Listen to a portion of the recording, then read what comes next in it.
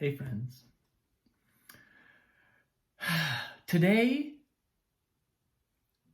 This morning, I just found my mind picking up an idea that I did a post on this probably like over a year ago, or not on this, but on something related to this. And somehow this idea emerged back into my mind this morning.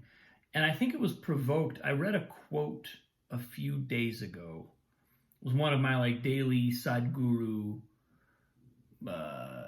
quote of the day things. And he basically said, yoga is the process of transferring our attention from our body, mind, and emotions onto our being. And with the result, of course, that the body, mind, and emotions are liberated by this, because being is the source of all those things and is a reference point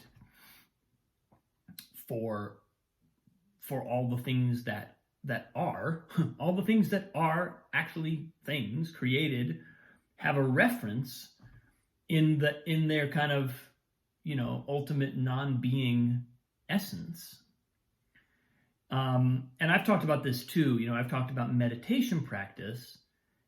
The whole point of meditation practice is to connect with that dimension of consciousness beyond the mind, beyond the body. And whenever I do that consistently, everything in my life kind of aligns. It's like it all, my priorities very quickly kind of settle into the proper hierarchy, and I know what's important and what's not, and I allocate my time and energy in an effective way. When I'm not in touch with that other dimension, then I start to lose track. I notice very quickly the other elements of my life also get out of order. Now, that's by no means kind of logically imperative, but it just seems to be my experience. And so when I read this quote by Sadhguru, I was then reminded today of a post that I did, again, like a year or two ago. Well, not two, because I started this post not quite 2 years ago, but it was an early one where I was running up Sun Mountain, and I think I titled it The Omnidirectional Fixed Point. And the fixed point is an idea or a principle that I sort of first became really familiar with in theater work, because on stage we talk about fixed points, and especially in physical theater, we may talk about, if we're using our body to illustrate an image, then where either the image has a fixed point or where our body has a fixed point. Sometimes we'll be holding on to something and we'll move our body, but we won't move the fixed point. And it tells us, as the viewer, in an instant, we all of a sudden know we're oriented to the space that the actor is in, even though there's nothing in the space. That the idea of a fixed point gives us an orienting reference point. And this manifests in all kinds of ways. It manifests in the arc of the narrative, in the balance or unbalance of the world. There's all kinds of ways that the idea of a fixed point enters into narrative work. But what I have also discovered, or just this has been my experience, is that we have fixed points in our lives too. Right, and it's oftentimes it's relationships, it's identity, it's our identity, it's the work we do, it's everything about our life. We turn our environment and our circumstances little by little into the life that we call our life by establishing known knowns.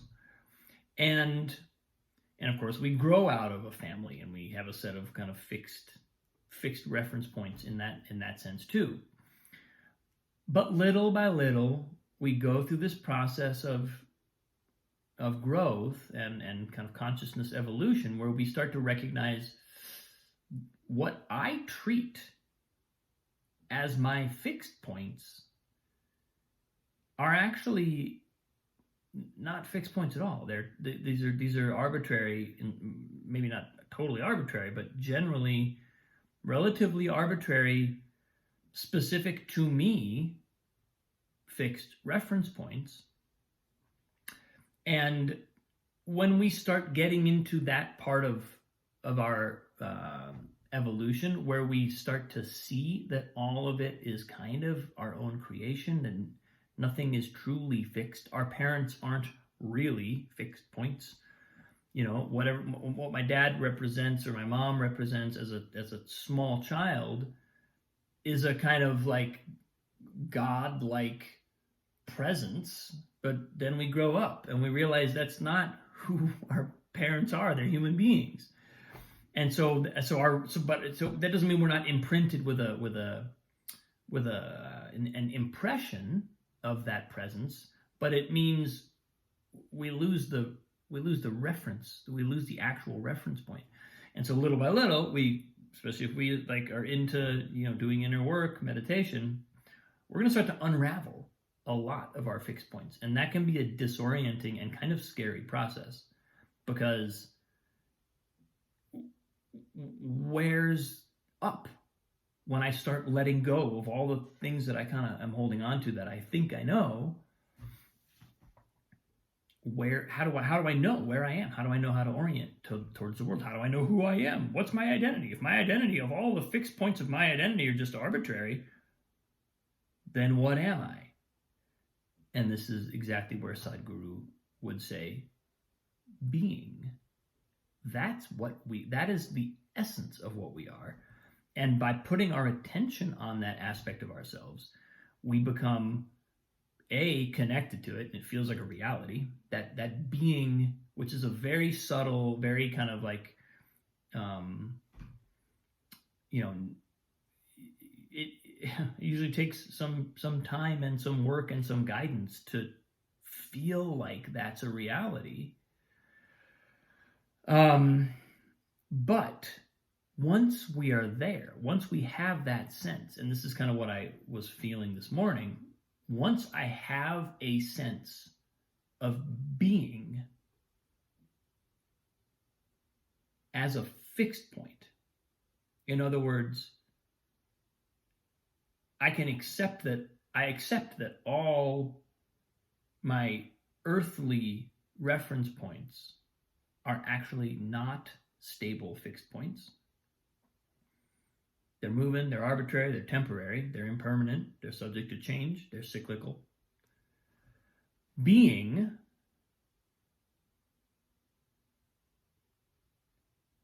as a fixed point does exactly what I was saying at the beginning of this post, which is it orients everything else around it. I had this sense of if you've seen my last couple of days of posts, I've had the experience in the last couple of days of practicing piano and really letting go in a new way, being a little bit kind of sensitive, more sensitive, I think, than ever, really, to when am I carrying tension? What is that tension doing? Can I let it go? And as I do that, I've also spoken about in the last day or two, as I do that on piano, it starts to seep into my life. And the places in my life where I'm holding tension also kind of first they become more obvious, and it's like they feel like added friction, but really I'm just noticing friction that was already there. And then it's like they start to dissolve, and a greater ease comes in. And I had this image this morning of if I'm playing the piano with a goal that is somehow about the music, or somehow about trying to play something a certain way, or master a certain technique, or perform at a certain level, or whatever it is, there's an inducement to tension in my body because there's a goal, there's something to reach for. But if I make being my fixed point, in other words, that's the only thing, that's the only goal, and it's not a goal, but that's the only reference point that I allow to be, that I allow myself to treat as real, then I start practicing piano, and there's no inducement to tension. I'm not pulled by tension because there's no goal over here that I really need to get to. I'm already in being. And now I just need to do this. And if I get a little bit pulled by something, something contracts, I get fixated, I can identify, oh, well, that took me out of being. Why would I want to do that? What about that took me out of being? What did I, how can I re-navigate this in a way that doesn't take me out of balance, out of that state of connection to being? One thing it reminded me of is I need to be meditating more. There's just no two ways about it. But I also really felt a powerful sense of